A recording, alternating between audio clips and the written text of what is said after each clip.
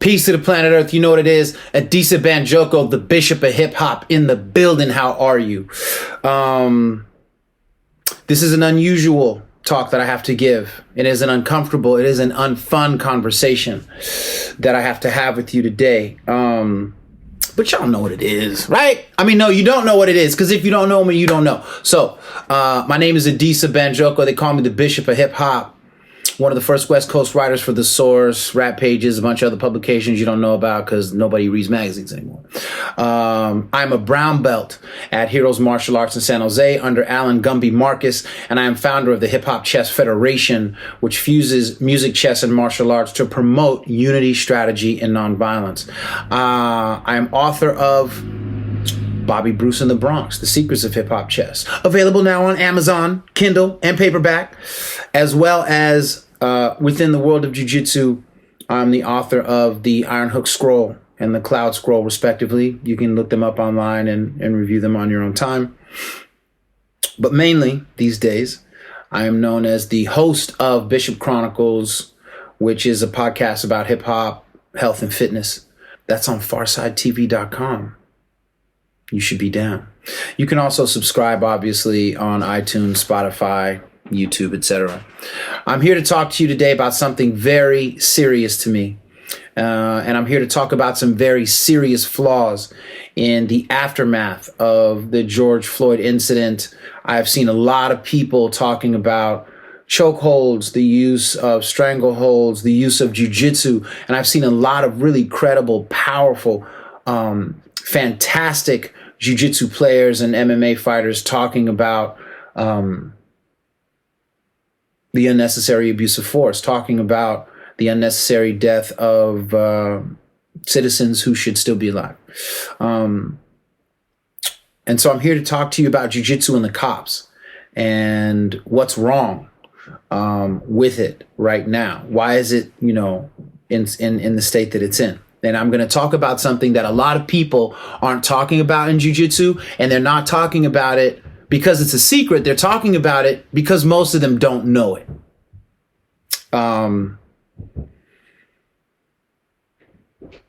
Jiu-jitsu is not a martial art. Jiu-jitsu is not a martial art. Brazilian jiu-jitsu specifically is a fighting style. And a fighting style is very different than a martial art. A fighting style is different from a martial art in that a martial art has a philosophical component with structure in it. And that is not something you find in Brazilian Jiu-Jitsu. And that's why when you look at Brazilian Jiu-Jitsu schools across the country and around the world, you have this issue of sometimes, you got weird cult-like jiu-jitsu schools. People know what I'm talking about. You've got fantastic, amazing schools that enrich the betterment of their students and their community, right? But these are all hit and miss, and it just depends on what instructor you get. But jiu-jitsu is not a martial art. It is a fighting style. And another fighting style might be American wrestling, folk style wrestling, right? There's not like a structured philosophy, especially one that is a commitment to nonviolence. People who study other martial arts have like Kung Fu and karate. A lot of them actually have a philosophical framework that they come with into the sport. And that's why when you look at all of the old school movies, right? What did Mr. Miyagi say? Miyagi said, paint fence, wax on, wax off. Why do you do that? Because you are testing the student to ensure that they have the discipline to stick with it and they have the right mindset before you teach them how to kick people in the face. That's why, what did the Cobra Kai guy say? Sweep the leg. You got a problem with that? No, sensei. Right? A blind follower. That's not what martial arts is supposed to leave you as. It's not what martial arts is supposed to build you up to be. Why? are the 36 chambers in Shaolin, because they want to make sure before you know the highest essence of movement and effectiveness, the dopest techniques, the most deadly ways of being, that you are a good human being, that you have discipline, that you're not gluttonous, that you're not consumed by rage, that you're not shaken by fear. That's the difference between a martial art and a fighting style. And this is the problem that we have inside Brazilian Jiu-Jitsu. Brazilian Jiu-Jitsu has no philosophy. And for people that think, oh, what's up, the dude just talking about this? I was saying this in 1998. Ask my good man, Eddie Goldman. What was I writing in Vale Tudo News back then? Y'all don't even know about Vale Tudo News. But I wrote then that the problem with Brazilian Jiu-Jitsu was that because it had no overarching philosophy, but was so effective, so lethal, right? That what we had was a situation where America and the world was going to start creating young bulls and lions who could kill, but didn't have the knowledge and the ethical and the moral clarity to understand whether they should or not. And this is the problem. Brazilian Jiu-Jitsu has no ethical and moral platform to gauge not just the technique, but the level of effort needed to subdue an opponent without unnecessary harm. Helio and Carlos Gracie, they understood a lot about technique. They did not, however, have a philosophy to go with, like, the growth of their technique was not in tandem with moral and ethical philosophies. And so a lot of jiu-jitsu guys get this just from the training. Anybody will tell you that. That's one of the most beautiful things about jiu-jitsu. I started out under Ralph Gracie. You can listen to my interview on Bishop Chronicles. Then I went to Charles Gracie.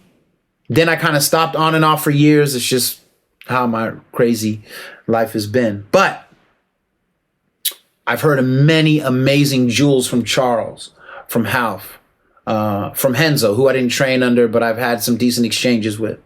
From my own instructor, Gumby, Danny Prokopos. Come on, man. Wisdom. It comes from the training. But again, no structured philosophy exists. And this is the problem that we have today with the use of chokeholds, specifically by police. And this issue of the lack of philosophy is a Western issue. It's a Western issue. Aikido, old school jiu-jitsu, etc. It came with a philosophy. It came with a structured framework that helped people be better morally and ethically, so that when it came time to take a life, they would have the knowledge of how to do it, but they wouldn't do it because they understood not just that they didn't have to, they understood how to control the situation so that escalation didn't happen anymore. This is a problem in the West. This is America's problem with martial arts in general. Mercy is an inherent element in all grappling arts, but specifically Brazilian Jiu-Jitsu. Specifically in Brazilian Jiu-Jitsu. And the role of mercy and the role that strength, internal, I'll call it like spiritual or philosophical, that comes from grappling is one of its most beautiful attributes. If you go back as far, for my people who read the Bible, if you go back to the apocryphal texts, I think you can, these are the books that were removed from the Bible and during the Council of Nicaea. Look into it. There is a section, I believe it's called the Book of Hermas. And in the Book of Hermas, it says that the devil can wrestle, but cannot throw the believer of God. Push that to the left. To my Muslim extended family around the world. Prophet Muhammad was a grappler. This was known. There's a story, and anyone can look it up, about a man who was known as the best wrestler in the Saudi Arabian Peninsula. And he grappled the Prophet Muhammad. He had never been taken down. And the Prophet Muhammad took him down. And allegedly that man converted to Islam. Later, Poetry and wrestling became such a big thing in that area that in Persia, they used to have this thing called the zircana. I always say it wrong. All my Persian folks, don't hate. I'm not Persian. My linguistics. These were the houses of wisdom where people would wrestle and do poetry. It's a product of self-refinement, right? Product of self-refinement. That's what jiu-jitsu is, right? Because that mercy allows you to not harm someone. True story. Many years ago, there was a guy here in the Bay. He went to a historically black college. I forget what it was. This was a long time ago. I hope I'm getting this story right. I'm not sure about the year. I think it was the late 80s, early 90s. Not long after coming back from graduating, he gets into a fender bender, punches a guy, breaks the guy's neck and kills him and goes straight to jail. What is the issue with that? Because you cannot measure the mercy in a punch. You swing and you hope to knock him out, but you don't know what's going to happen. How many people get punched in the face and get a broken neck? Almost none, but it's possible. There's no inherent mercy that you can measure in a punch. But anyone who does jiu-jitsu knows you decide whether the arm is locked out or broken. You decide whether the chokehold isolates, strangulates, and kills or not. That's you. You decide when you get that heel, huh? I'm going to take that Achilles all the way off. Or, are we done? Or you can do none of the above. You can't finish any opponent with a choke, arm lock, wrist lock, shoulder lock, twister, until you pin and isolate. You pin and you isolate. I used to have one of my first students who was a woman. She used to have some family problems with one of her siblings. And I told her, you guys don't have to hit each other. You can just pin her, take the mount. In jiu-jitsu, it's being on top of someone. And I said, and tell them, I'm not going to fight you. And just keep them pinned. They'll get exhausted and they'll quit on their own. You don't have to punch. You don't have to hit. 3 weeks later, after I showed her how to maintain the mount and stay put and keep it peaceful so that she didn't expose herself or harm her family member, she comes into class. Guess what happened? Guess what happened? What happened? My sister was yelling at my mom and we got into this whole thing. And what happened? She goes, I did exactly what you said. I just tackled her. I stayed on top and I said, I'm not going to fight you. I'm not going to fight you. I said, what happened? She goes, get off me. I'm going to kill you. And after a while, what happened? She was just like, oh, I'm tired. Will you get off me? And I got off of her and everything was cool. That is jiu-jitsu and nonviolence. That is the beauty of grappling. Because every situation is not life or death. And even situations that can be life or death, jiu-jitsu can fix, de-escalate, make it a life-giving, preserving situation, make it a learning moment for both people. Sometimes it's just about getting the drunk uncle out of the house. He's tripping. Come here, Unc, bro. Grab him. Oh, Unc, you chilling? You chilling? Oh, man, I'm hella tired. Okay, are we good? I just need you to respect the women, bro. You're tripping. Can you chill? Everybody that does jiu-jitsu knows this. What I'm trying to tell you is that I just finished watching Henner and Hiron's video about whether stranglehold should be legal or not. And they're, talking about, vascular chokes as opposed to trachea chokes. All of that, I understand technically what you're trying to say. But if nothing that Carlos, Helio, or you or any other innovator, Eddie Bravo, in the space of jiu-jitsu who's innovating, right? If they haven't been giving, if the practitioner has not been given a philosophy that seeks not to kill, then it's very likely that the person who knows jiu-jitsu will kill. Look at this book. Origins of a Legend, The Real Musashi. Important book. In it, there is a thing called shimono, talking about old school Japanese jiu-jitsu. A component of the so-called Hoshu Jitsu. I hope I said that right. I probably didn't. A compendium of seizing, holding, and binding techniques employed to arrest culprits or deal with those who were captured alive during siege warfare. What is that telling you? It's telling you that there is an inherent component of jiu-jitsu that is only about containment of an individual. Because if jiu-jitsu gives you the ability to kill, it also gives you the ability to not kill. To not kill. If it gives you the ability to be violent, it also empowers you through self-control and mastery of your techniques, the ability to not kill, to be violent or non-violent, right? Coming into jiu-jitsu understanding this, I was already reading Confucian teachings of the Ming Dynasty. Go get it right now. The Art of Peace. I read old Taoist scriptures like the Master of Demon Valley. I'm a serious student of philosophy. I read the Dhammapada by the Buddha. Reading the different works of Al-Ghazali, one of the greatest scholars in the history of mankind from the Moorish Empire. Look into his work. Seriously. And so, this, unfortunately, for the martial arts community in America has been the flaw of the West. American nationalism specifically has deliberately over time, white nationalism has scraped out all of the spiritual essence and traditional practices of Bruce Lee.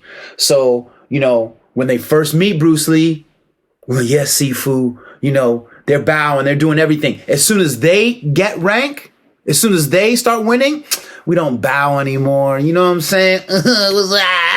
What? You just gonna erase the tradition? Interesting. Right? Then, Chinese masters speak out on this or that, and they be like, well, you know what I'm saying? Like, we don't really listen to those guys anymore. We know what JKD is. We've got enough, right? Halleck Gracie, my boy, my brother, salute, Wakanda, all of that.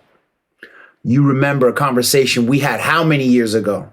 And I was talking about the NHB gear forums.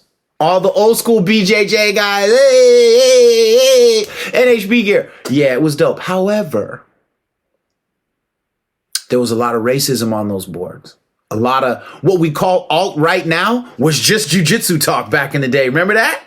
And you had the same dilemma where these guys came in. Remember when all the white guys in jiu-jitsu used to talk like Horion from the videos? My friend, like this, my friend, like that, my friend. What are you talking about? You're from Costa Mesa. You don't talk like that. And then as soon as they got their belts, as soon as they started getting theirs, all of a sudden, yeah, these Brazilian monkeys think we have to listen to them. Brazilian monkeys? Halleck, you remember that conversation. So how did you become Brazilian monkeys? You never were monkeys. This is what white supremacy does inside of jiu-jitsu. You know that.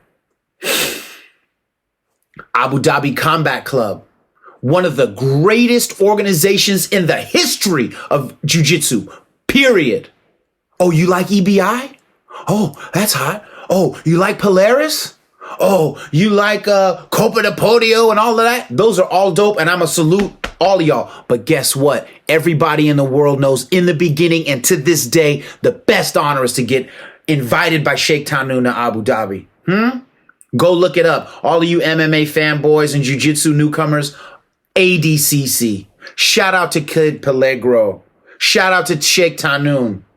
Shout out to Guy Nevins. The people who make that happen, who cultivated that from nothing. You wouldn't have none of this stuff Eddie Bravo's doing if it wasn't for Abu Dhabi. And he knows that. He's not even arguing that. Nobody is. Come on, bro. Come on, bro. What Renzo is able to cultivate out there. Come on, man.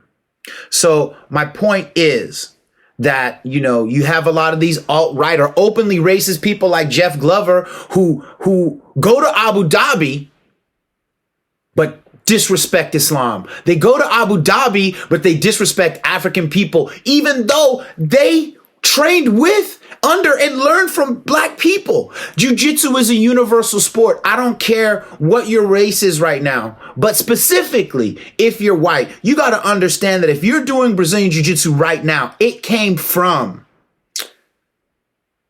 the original Egyptian Kemetic grapplers. Look it up. The Wall of Beni Hassan. Ask Eddie Bravo. He's been there. Cultivation of the Chinese and Japanese grappling arts, the Indian grappling arts. You know what I'm saying? Count Koma goes to Brazil. The Gracie brothers start working on it, innovating it, right?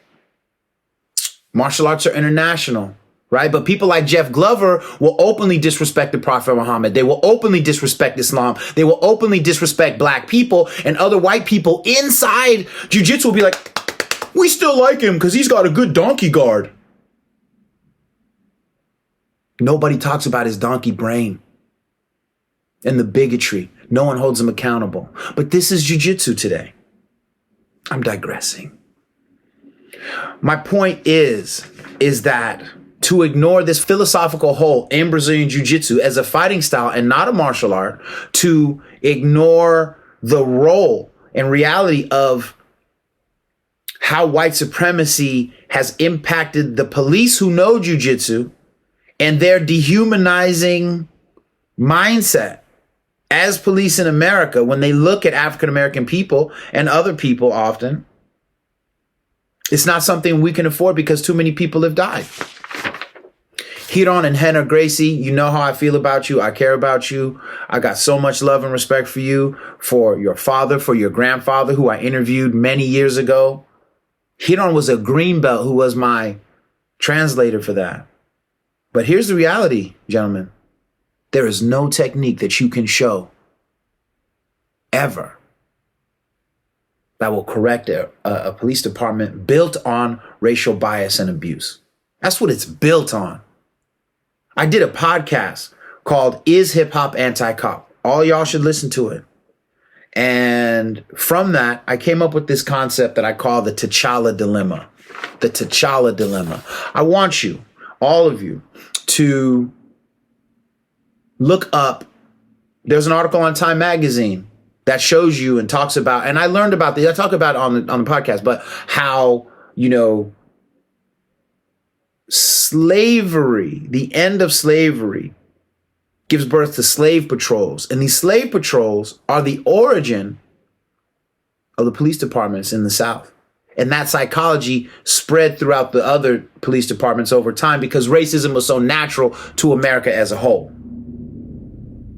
But in those days, the slave patrols were killing innocent free blacks because they didn't have anywhere to live. So they were kind of wandering around. What are y'all doing out here? What's this? Da da da. Oh, what? Oh, talking crazy? Lynch, rape, kill, man, woman, child. Look it up. It's still that way. And part of it is wrapped in this TChalla dilemma, where they see every young black male as a superhero.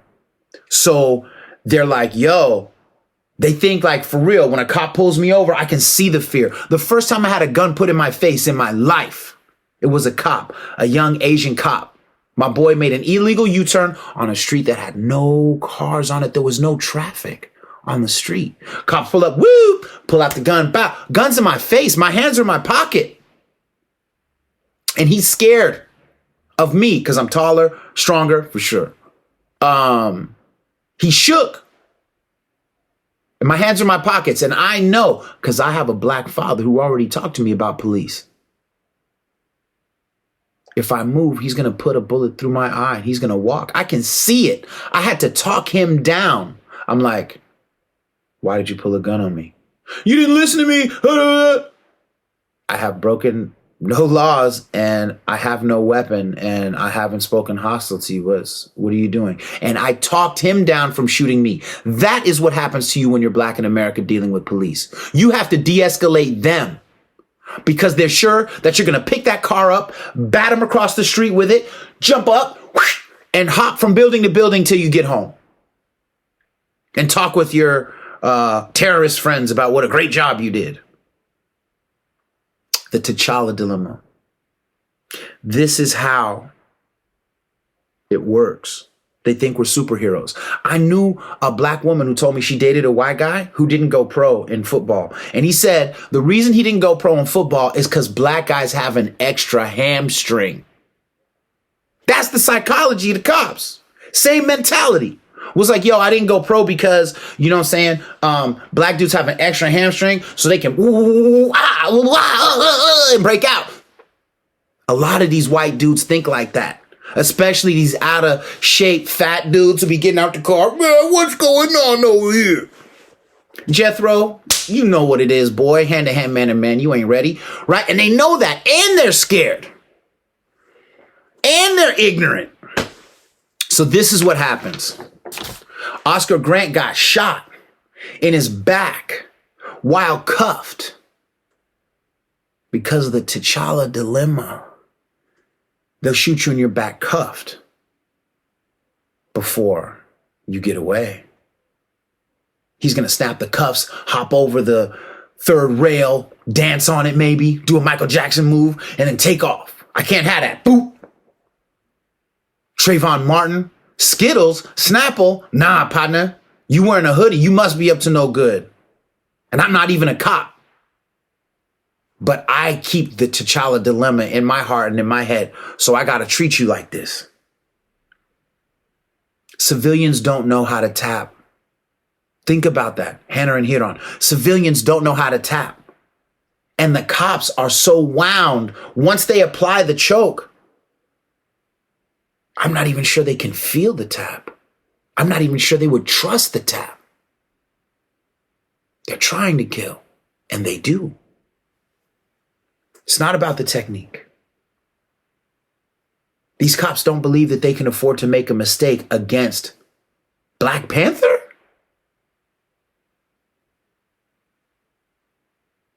There's no technique you can give that will be a substitute for a philosophy that humanizes and a tradition that shifts from submissions to pinning and isolating with technical clarity. Nothing better. There's nothing better that you can do for Jiu Jitsu than that. And that's my message, not just to Hiron and Henner, but to all teachers of Brazilian Jiu Jitsu who deal with police departments. White supremacy is real. All of you who teach the police, you better learn white supremacy is real. And it's not a neo-Nazi punching a black woman on a bus. It's not a Klansman trying to assault a Jewish person on the way home. It's a whole system outlined by Neely Fuller Jr. Look into it.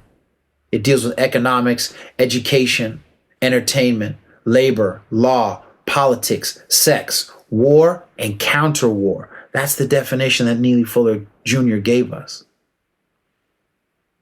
Unless and until you acknowledge the reality of white supremacy, no technique you give the police will change how they murder my people, will change how my son is at risk when he gets pulled over, can remove the fear of a black parent every time their son leaves, because they know that the TChalla Dilemma can make it so their son is killed without warning, without provocation.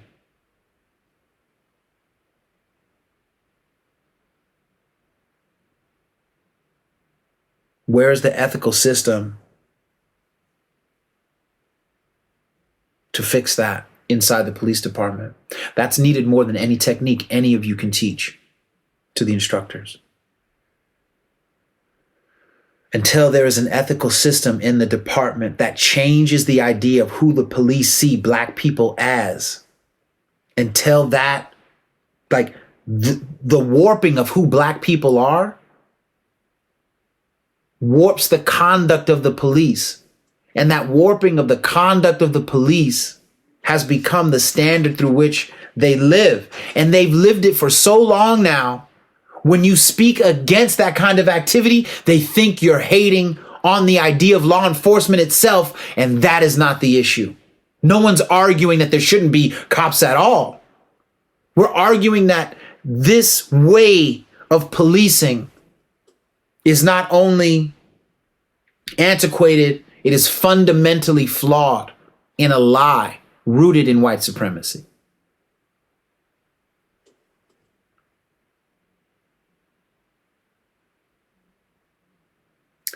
We have to go back to the idea in this book, the Shimono-like approach, where rather than arguing whether or not we should have chokeholds,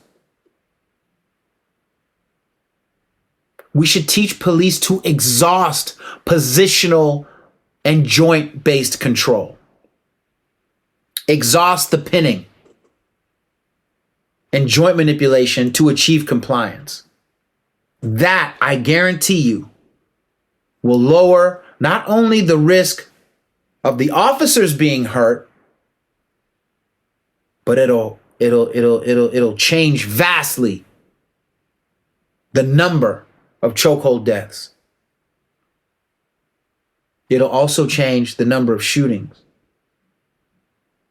Because you see these overweight, undereducated, no cardio cops completely embedded with the TChalla Dilemma. Hand on the gun. What's going on? Tasing, beating, shooting. Black men, women, children. No regard. No understanding. And it's not their knowledge of Jiu Jitsu that's failing them. It's their lack of understanding of who Black people are and have been. It's their lack of understanding of our intrinsic value as human beings. Jiu Jitsu can't give it to them. So I say, from a place of friendship, from a place of love, from a place of trying to find an authentic solution, that Hiran or Henner, if you want to talk to me about this in a public forum, online, we can do it. I'm not a hater of cops. I'm not a hater of police departments. I do hate injustice. I do hate unnecessary death of anyone, but especially my people, obviously my people. People say, oh, Dees, sometimes you sound like you're too emotional. Well, the murder of my people affects me like that. Call me crazy.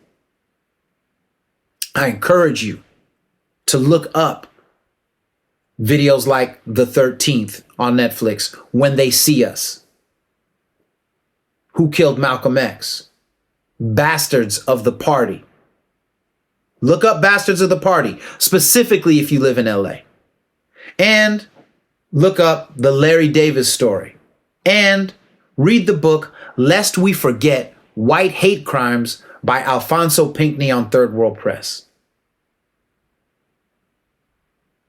I ask you and hope that you listen to Bishop Chronicles, Is Hip Hop Anti-Cop? Listen to what I say, speaking to white America about how we heal after the George Floyd uprisings. And I think that you will find that Jiu Jitsu needs more than new techniques.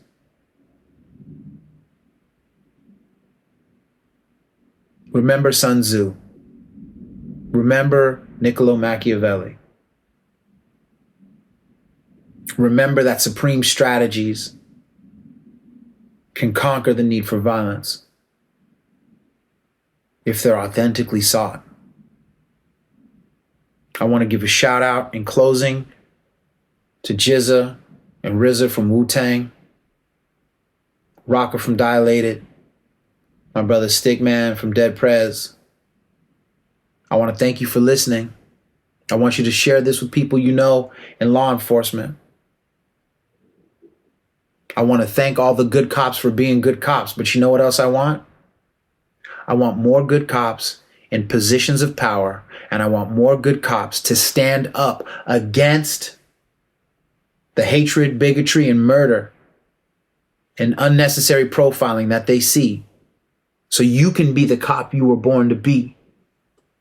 Don't let these dudes bully you. Don't let them box you out. I know it's not fun, and I know it's not fair.